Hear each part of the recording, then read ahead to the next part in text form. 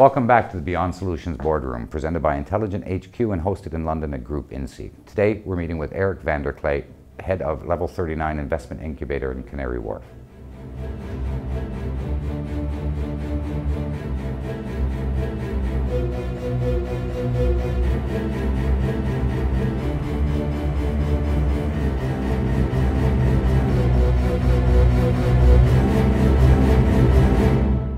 So Eric, thanks very much for joining us today. It's a real pleasure to have you here. Pleasure to be here. Wanted to start off talking with a little bit about your current role as the head of Level39 here in London, and we're going to probably branch off to a few other discussions from there, but I'd like to hear about a little bit about what you've been up to and how exactly you got to this point. Oh, sure.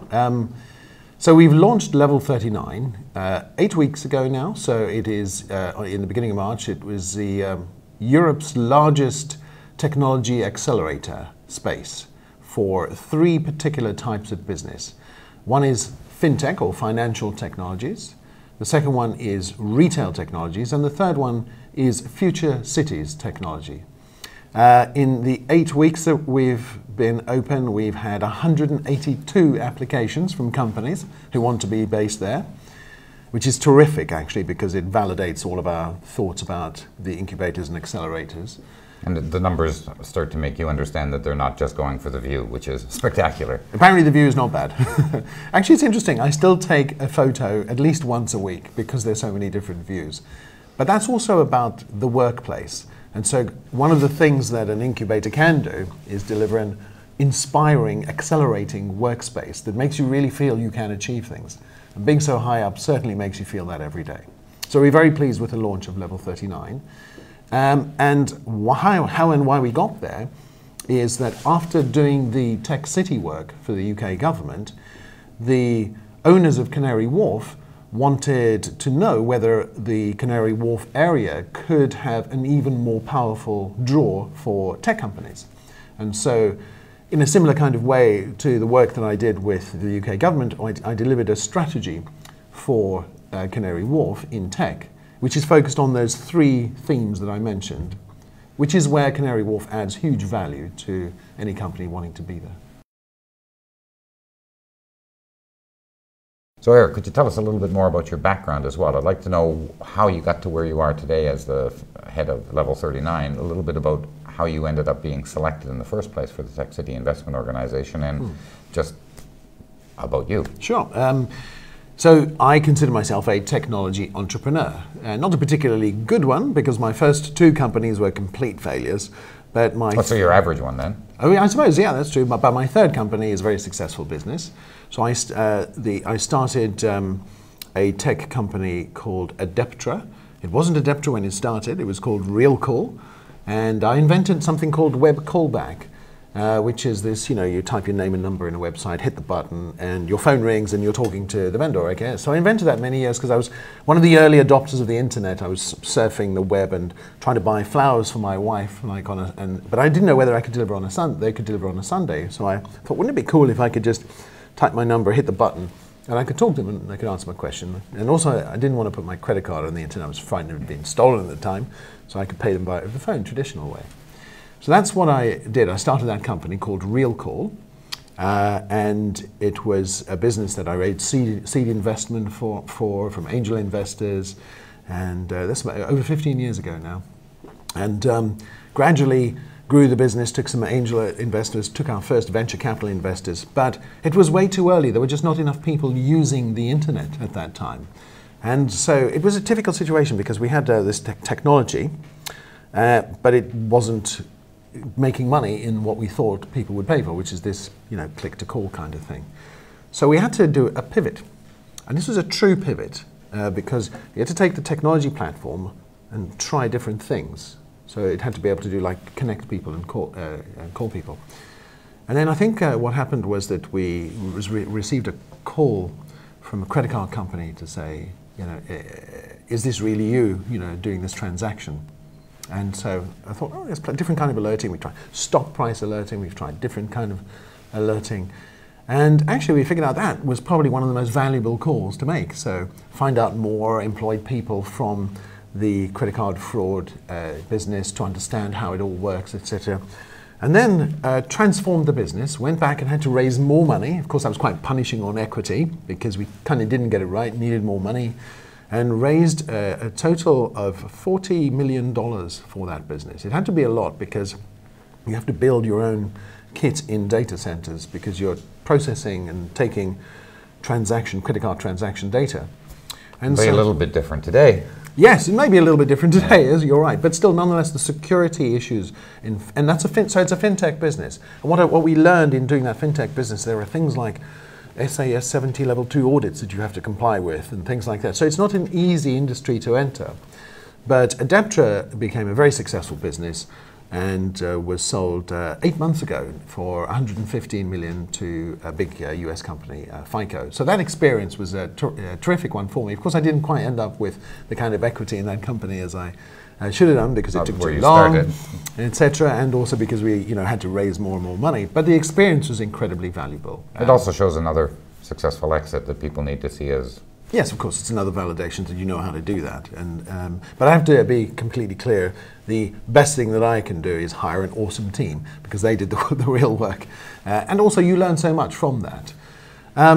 So then I started helping the UK government with something called the Global Entrepreneur Program, which has actually helped design and create that program with the government, and it was UK Trade Investment, which was a program designed to attract entrepreneurs from around the world, high potential entrepreneurs, and try and attract them to come to the UK to start their business. Kind of like a reverse brain drain thing. It was quite fun then. Good plan. Turned out to be one of the most successful entrepreneurship programs, delivering quite a regular, steady volume of entrepreneurs to come to the country. Towards the end of the time of doing that, and that was a part-time role, helping the government with that, while I sort of dabbled with other startups and tried things. Nothing really solid. But the experience of entrepreneurship was a terrific background, which was quite interesting because then the Prime Minister, at the end of 2010, announced the TechCity initiative. I remember going along to the launch of it in Shoreditch, in the Truman Brewery, and it was fascinating to me that the government were doing this. I wasn't directly involved in it at the time, but I saw that. And then UK Trade Investment was the government department charged with executing the strategy.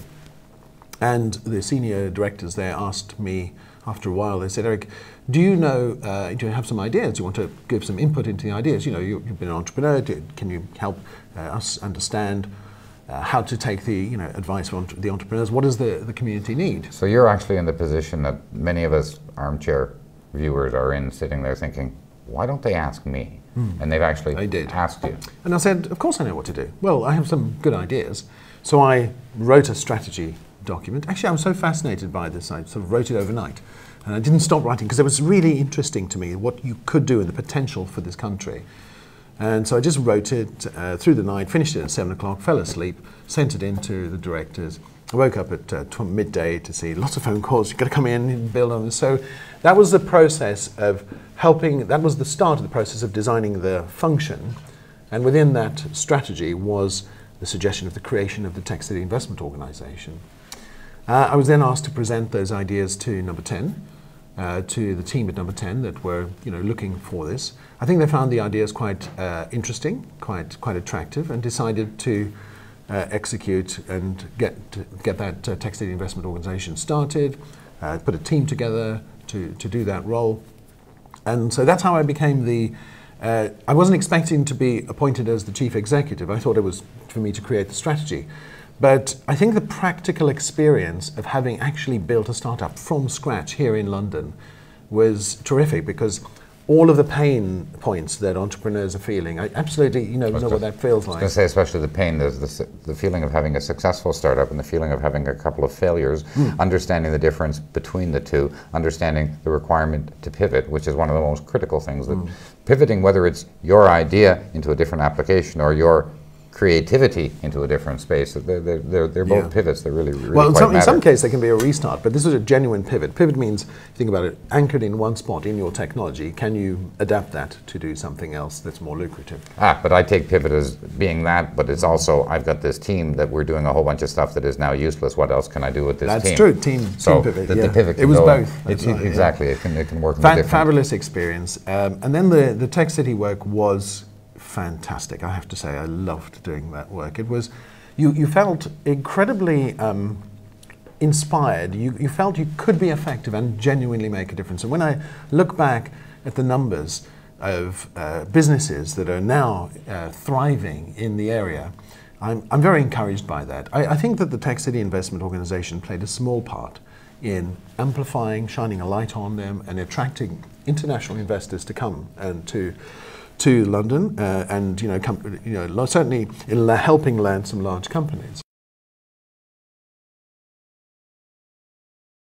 I'll say quite simply from my point of view that it was a critical building block in a set of other building blocks that needed to go together. I think it was the right way. It really needed to be done in that manner, but the government involvement is always a little bit questionable. The journalistic approach is always going to be a little bit questionable, but the fact is you've got a bunch of people with a bunch of experience and knowledge trying to do something interesting and exciting, which is actually quite nice. I know that the French government, for example, the French entrepreneurs would love the French government to get involved and do more, and a lot of European countries are now starting to take notes. I noticed Berlin have actually put a team in place to emulate some of the work. New York is certainly doing terrific work in that space. And again, I mean, we're creating such a massive amount of commerce and good for the country in general out of this. People, as always, we get the complaints about the London-centric thing. We know, as we've been discussing, there are ways to fix some of that, but the entire aspect of the incubators, the office space, the coffee shops, the restaurants, the flats being rented, the amount of growth and awareness and vibrancy back to a space. And I'm not particularly worried about refurbishing the East End of London. That's a byproduct, and that's a place to do it. It's good for the property industry. Oh, right? I'm sure something's got to be good for the property industry for a change, I'm sure. By the way, it's interesting because one of the criticisms that I received was the effort that we're putting into this, focusing on one area, is going to raise the rents there. And I listen to that criticism, and I wonder if those that criticize truly understand what they're saying, because most of the rest of continental Europe and the rest of Europe is facing depressing prices of property. And actually, people are saying, here's a problem, prices are going up. Well, it's because of demand. I'd frankly much rather be dealing with the challenges of growth than the challenges of contraction. So I'm okay with that. And by the way, there's a huge area in East London and in the rest of London that is very accessible now because of this amazing transport network that we have, partly courtesy of the Olympics. So you can definitely find lower cost accommodation. If you don't actually want to be at the Old Street roundabout, just a couple of streets in, you'll find plenty of other accommodation. People just have to be prepared to look wider, and they're now starting to do that. Interestingly, the cluster is starting to benefit even other parts of London, like the City and Canary Wharf and the West End, because where entrepreneurs are looking for better deals, if it's too expensive in Shoreditch, the rest of London is also benefiting, which is quite interesting.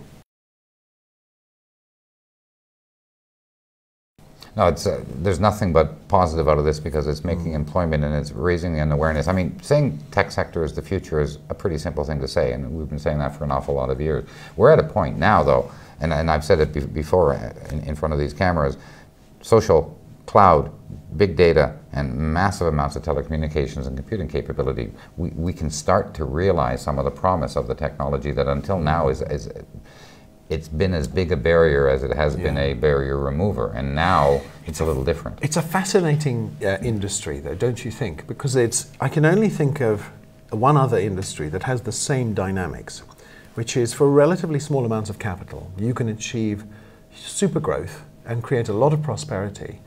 And the only other industry I think of is creative industries, where just from brain power, just from your idea, you can create wealth. I mean, one of my daughters said to me once, what's the thing you're most proud of? And I said, well, apart from you, of course, the kids, it's when I employed that first person, just from an idea. It felt amazing. And so Adeptra employed, which is what my business became, Realcal became Adeptra. Adeptra employed 150 people at the point it was sold for 100 people over 10 years. That is an amazing thing, just from an idea. And so the low capital intensity of the tech sector, being able to scale and achieve huge growth, are terrific dynamics that actually are one of the reasons we have double-digit growth, or potential, almost double-digit growth in that sector. So it's well worth observing that, because the creative industries scale also in the same way. It's just an idea. You're not chopping down trees to do that, and it's a very powerful sector. I find the tech sector is kind of a misnomer as well. I look at technology as an enabler across all of the different places. So some businesses use technology to accomplish their business. Some businesses are technology, and that is what they sell. And other businesses rely on technology. Now, all three of them have different needs and different requirements, but what technology does is it kind of lays across all sectors. And I've never been industry sector focused myself. I've worked in financial, and I've worked in justice, and I've worked in military and everything in between. And I don't believe that at the big picture of solving the problems, the specific levels of what you're doing doesn't matter. You start off with with an answer of how to get from here to there. This stuff is almost always along the way.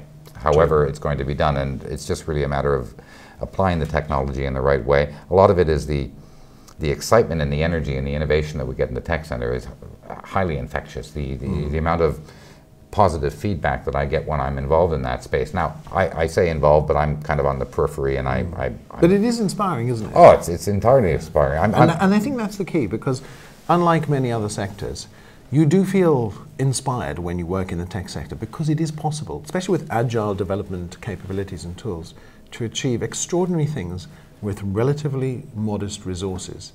And of course, it's accessible. Although I would say, I think we need to really think about the talent pool that we need in the future that's going to genuinely fuel a much more augmented tech industry.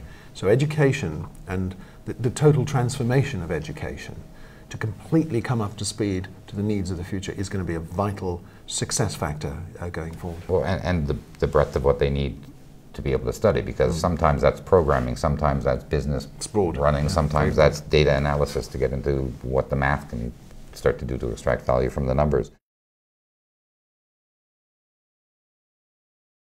Well, I think your three areas are probably pretty spot on in terms of focus, particularly since the breadth that you cover is pretty good. FinTech, being in Canary Wharf, makes an awful lot of sense. Retail is a changing world and a bunch of dinosaurs that are losing a bunch of money and need a bunch of help. And the third area is smarter cities, which is kind of just about anything and everything that it could be, and there's a huge amount of opportunity in that space. And I like the fact that you aren't really an incubator for people with applications for their phones, which is one of the problems that we're seeing around the startup world these days. Well, actually, I don't mind chatting about those types of businesses as well, because I think there's an incredibly important role for those people building apps for their phones in helping to develop knowledge. So even if they're starting a business or an app, if they're building an app, had an idea for an app, that might not really be a sound tech company business. What that does, and by having thousands of people trying to do that, it creates an experience in the tech industry that actually might make a better informed person who might go to work for one of the faster growing tech companies. So they play an incredibly important part of the ecosystem. I've heard people call them non-entrepreneurs and things like that, which I think is incredibly rude, because when you think about entrepreneurship, it takes quite a lot of courage to become an entrepreneur. To say, I'm not going to get a job, I'm going to try and build something. And actually that needs to be encouraged and nurtured. And actually I think the press have an important role to play in positively encouraging entrepreneurs to try things. Yes, of course, there's learning that needs to be done and guidance that needs to be given and mentorship, which plays an incredibly important role in that. But just because somebody is building something that might not be a huge tech company success doesn't mean that they're not having a terrific experience that might lead them to understand what they need to do to truly build a very successful company. It's a really valid point that you're making. I think what's missing most in business across the board is actual business knowledge and experience. And people are going to roles where they are put into a slot or a category and they do a particular function and they don't necessarily know how that fits into everything else. When you're running a business and you have to do things like take care of a PAYE for yourself every week with the tax man that has come up this year, if you have to worry about filing papers with Companies House and doing things legal and above the board, you start to learn the mechanisms and the details. I think some of those mechanisms and details gives us a bit of the Darwinian aspect where these businesses will fail. And I think a lot of people are trying to find easy routes, but there are definitely some real gems that will come from it. And I think you've just convinced me that the actual gem is really the experience that's going to be coming from the groups that are doing it. And actually, taking that to the next step, what we've seen are there's some incredibly competent talent that comes out of universities that tends to simply want to go straight into workplaces in major companies. That's the traditional route, the milk round and all that kind of thing. When actually, if you were to try and do a startup first, which is a really interesting thing to consider, if you went through that experience of having to do that, simplest things like, when you want a computer, right, and you need an internet connection. If you go into a corporate, there's somebody in IT department that just delivers it. You have no idea really how much that costs and what the connectivity and the speed needs to be and everything like that. So being an entrepreneur helps you understand the granular level of detail that it takes to establish a business. So actually, if you did that first and then went to work for a major company, you would be a better, more rounded person for a major corporation. Certainly would be. I mean, the part that you're going to miss will be the funky workspaces that we mentioned and the different relaxed attitudes. So there's a bit of a double-edged sword that you have an awful lot to learn about business, but you also read, if you're going to go into that corporate space, there's an awful lot that you need to learn about people and the politics. I want to stick on the startup investors for a moment, though, because one of the discussions I've had a lot with people when they're using the non-entrepreneur term is it's a bunch of people that are looking for technical people to help them to build a business. Now, a lot of these folks that are coming out of university are looking for security. They've got loans to pay back. They've got expectations to lead up to. And if you don't have a safety net, which a lot of these entrepreneurs don't, I hold them in even more high regard because they're taking a serious risk. And we both heard the old quote, you're risking things that other people aren't willing to risk to get rewards that other people won't reap. Now, that's if you get to the right part of the path. If you do what you've just said, however, you're talking about pivoting. Don't decide this is the only answer. Use this as your starting point and take it forward from there. So I like the angle very much. The other thing you touched on was media, and I wanted to ask you, particularly in the tech sector, and even more specifically in London, I think that the tech media, both from the perspective of the BBC and the Guardian to the startups that we have, startups and shutdowns that we have around Silicon Roundabout, where we've got a lot of focus on the scene and the energy, and it's really exciting. But are they focusing on the wrong things? Are they looking at the excitement rather than the work? And what are we doing right and what are we doing wrong in this space? That's such a huge topic, and I love the question. So my perception of the press and the media and its focus on the tech industry, that whole piece there, it's an incredibly important function that has a coexistence with those people that care about growing the sector. So let me go a little bit further and see what I mean. So for example, if I want to amplify the tech sector, as we were doing with the TechCity investment organization, the main function of that organization was to shine a light on the companies, and because of that, we had to use the press. We had to send them press releases, we had to let them know what our programs of activities were. And what you have to be prepared for is this approach that press have to do, which is to make it interesting. And in order to make it interesting, there's a natural questioning that has to take place as to whether it's viable or useful or a good thing that you're doing. And there are two types of press, to be clear. There's what I'd call lazy press, where it's just easy to poke fun, just a poke, where there isn't much research that's done to see, well, actually, is that right because we've seen it work better here? Or I'm not sure that this strategy is right, but why are they doing that? Because actually here's a better way.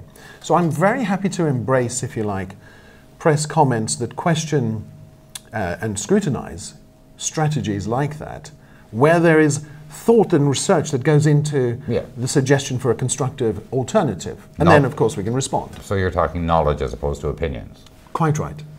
But there is a place for opinion as well. I'm saying I'm absolutely happy to do that. But it's a kind of like a symbiotic relationship. I kind of know that if I'm going to put a press release out, somebody has to question it, because that makes it interesting. But the press also has a responsibility, because people behave in the way that society tells them is okay to behave in. Okay, we know this.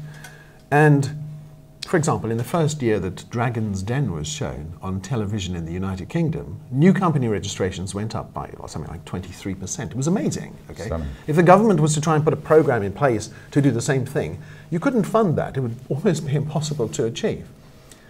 And why did that happen? Because through media, people saw people trying to start businesses, and they looked at it and they thought, oh, I can do better than that. So they're behaving in the way that society tells them is okay. They forgot for a moment that it was entertainment, and that people were selected for that. And if they had planned Dragon's Den to be a business generation device, it would have ended up being a camel instead of a horse. So things happen, they don't necessarily get designed, like our discussion before about TechCity. But the message is, for me, is that the media plays a role in amplifying and accelerating as well. And actually I think it's an incredibly important role. And let me explain why I say that, because in the United Kingdom we've got 0.3% growth. By the way, that is awesome in the context of continental Europe, for example. But the tech sector has almost double-digit growth. Okay, that's amazing. That is incredible. We need to focus on making sure that we don't cut off the oxygen that feeds it. And one of those is press, and one of those is media, and shining a light on success and using that as an example for other companies to aspire to, and other startups to aspire to, is an incredibly important thing. But to crush people for trying things and overly criticizing in a way that people, entrepreneurs, would feel, well, I'm not going to try that in case I get called out for being an idiot. I can see that. Is not healthy. Hasn't social media and Pop Idol changed this, though? Aren't people feeling like they have more license to criticize all that they want, both anonymously and not anonymously, because they see the bad guy as being the interesting guy? So there's two answers to that. So social media has made it possible for the polemic to have a loud voice, as opposed to the contented masses to have a loud voice, because you don't tend to hear that. So I think that it's a bit of a skewing, if you like, of media, because it is also interesting to hear somebody shout, isn't it? Somebody shouts in the street, you turn around and say, what was that, don't you? So it is kind of interesting because there's humans. But I will say one other thing, and I think that is that we kind of need to get over being a little bit more courageous and a little more boastful in Europe. Let me explain. We're taught as kids not to show off here in Europe. Right? If you're sitting in a doctor's surgery with your mother or father, it's don't show off, quiet. And we're taught not to be boastful, and humility and to be the same as your peers is respected, actually, in many parts of European society. So we come from behind when trying to say, actually, I'm trying something, and wouldn't it be great to go for gold, Whereas I suppose in the US, I mean, my friends in the US tell me that their kids go to school and every week they have to come and do the show and tell, right? They have to bring their tortoise in and say, hey, look, this is my tortoise and it does this, kind of thing, and explain it. So the natural instinct there is to learn to be able to try things and to be quite bold about how that is. So we're coming from behind in Europe. And so it doesn't hurt to have the press actually help encourage a little. Because if the press started to send a signal, actually, these people are trying things. It might not work, but they're trying things.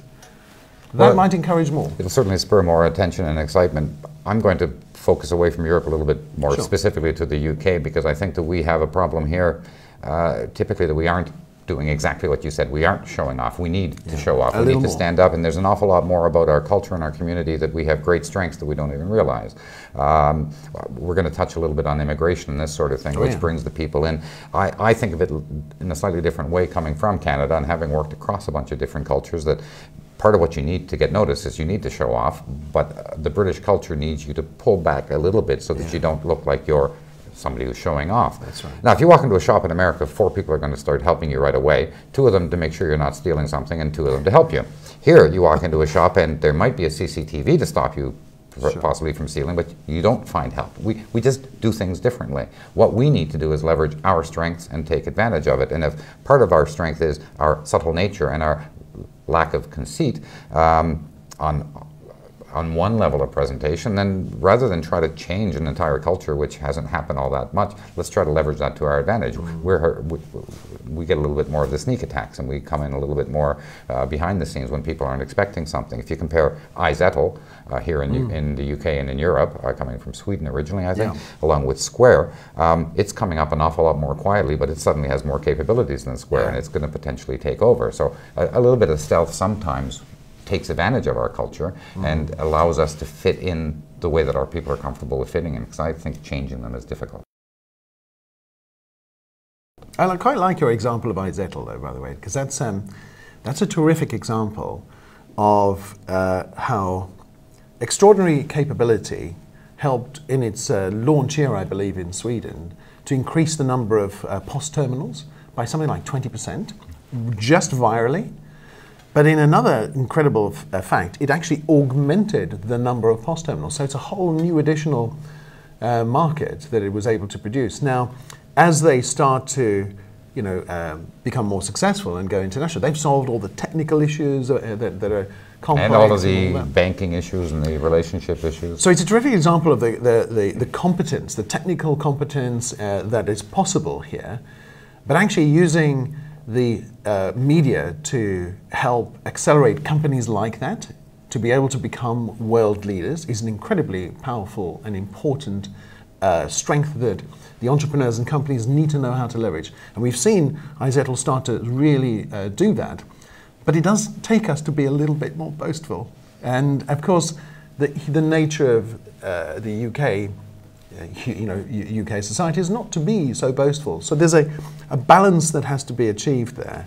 When you look at it from an outsider's perspective, and I know we're both kind of outsiders to the UK in some angles, but I come from a... Isn't that the best thing about the UK? Oh yeah, exactly. It's very embracing of anyone. If I take something like INSEEC, which is contributing to our 20 billion plus items on the Internet of Things significantly, what it is a really clever idea that has a requirement that fills a niche. Suddenly I can work at boot sales and take credit cards. I don't have to be stuck with a PayPal model only and doing things in a completely different way. So that's this really clever idea that lets you take one of these devices or a phone and do some really fancy stuff with it that businesses need. A lot of the other stuff, coming back to the startup space in general, are creating things that aren't filling needs. They aren't. They're just yet another or they're a different packaging or a different version. It's interesting that you say that it was technology creating a need, which is quite interesting because the way that you should approach a business is find a problem that technology can solve, because then that's monetizable. But innovation is realizing that you can solve a problem that you didn't realize was solvable before. You were doing it the way that you were doing it, and that was the process that was followed. And now something has allowed you to do it better, stronger, faster, cheaper. That's the part where it does, because you're absolutely right. That's the opposite angle from how I usually take it. It's what's the problem that needs to be solved. On the question of innovation, as you raise that, I think there's an incredibly important topic to address there, which is that innovation is actually fueled by talent. There's no question. I think we're all agreed on that. And I'm a bit worried about something that I'm seeing at the moment, which is the potential for artificial barriers to the movement of talent to be put in place, and even higher barriers to the movement of talent to be put in place because of a nationalist tendency that I'm seeing in the press mainly, which is playing on people's fears of migrants taking their jobs and sponging. And actually, right, technically, but actually I'm concerned about that, and let me explain why. It's because it is incredibly important to have a good immigration policy in any country. Of course I understand that. And I don't propose that I've got the solution to it, but I do know that if you starve the right talent from moving across borders, your innovation that you seek, or the talent you need to turn it into a success, it'll starve growth of oxygen of talent. And so what I'd like is a sensible approach to this. I mean, I thought the UK government were amazing in putting in place this entrepreneur's visa. Now, I know the US government is still struggling to figure out how to do that, and they really want to. And the idea there is that the brightest and the best can come to the UK and start a business, right? Which is with certain qualifying, 50,000 investment from a qualifying organization. And that's amazing. And then there's the next phase, which is the talent needed to grow your business. And I know people are worried about this cap, immigration cap for that talent. But actually, the cap is what, 20,000 people a year. What I've discovered is that actually only half of that is actually being used.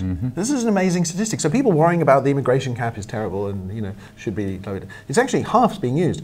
What needs to happen there is time needs to be spent with the employers, educating them on how to become a sponsor so that they can use the system. That's where the time and money needs to be spent, because the system's in place. It's fine. It just could be used better.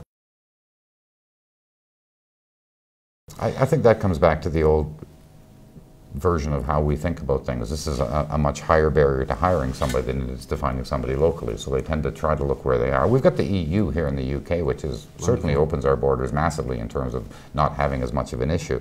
America is a real problem. When I was living all of the first half of my career in Canada, just working for a company like Accenture where I had to go back and forth, we had to get special working visas. Right. And this was under the auspices of the Free Trade Act. So they don't have it right for 15 or 20 years, so I'm not going to expect that to happen necessarily quickly. Who are the people that we need in this country, and where are you expecting that we're going to get them is the question, because every other country around is trying to put their arms around it to keep their resources.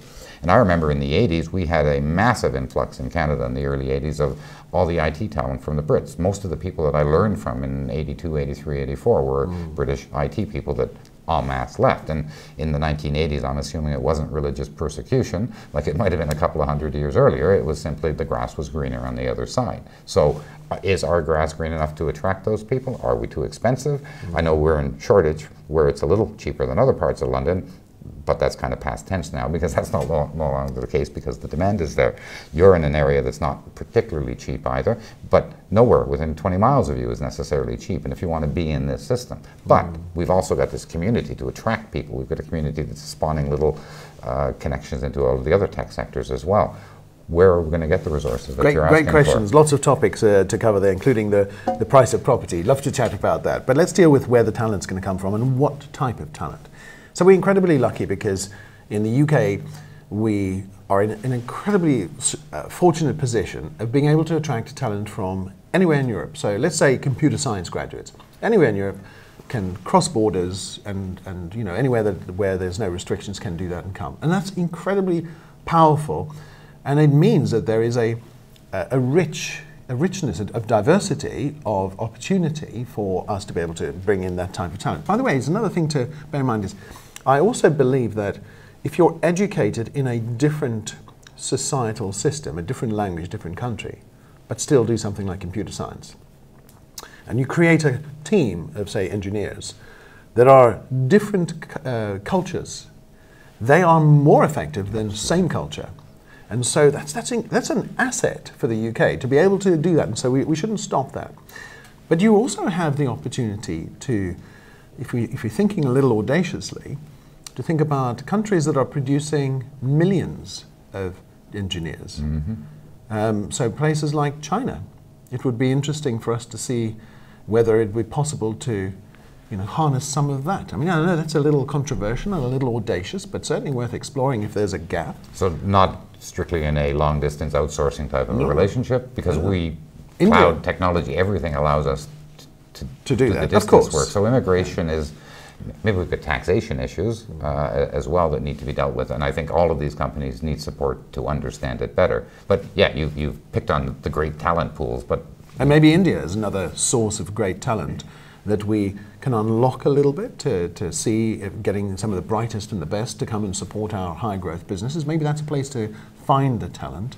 I'm not sure though. I think the interesting thing is that some of the companies that we both know that are growing, that are looking for talent, of course they try to hire here in the UK, but then very quickly realize that, okay, we need to widen our search to the whole of Europe. But we are in an incredibly better position, because if you asked anybody hiring in Silicon Valley right now, firstly, what they're paying, never mind real estate, the real real estate is the talent real estate costs is incredibly high. It is almost double the cost to engineer. And of course, because there's a paucity of talent and so many companies wanting to hire in Silicon Valley, there is a loyalty issue as well. And so it's tricky, isn't it, over there? And we know that because we know that companies are doing really clever things. So, for example, Yammer, okay, very successful company, bought by Microsoft, decided not to recruit and put their next developer engineering center in the US. They've put it in the UK. Why? Because they're able to hire the talent they want. That's a very powerful message for us.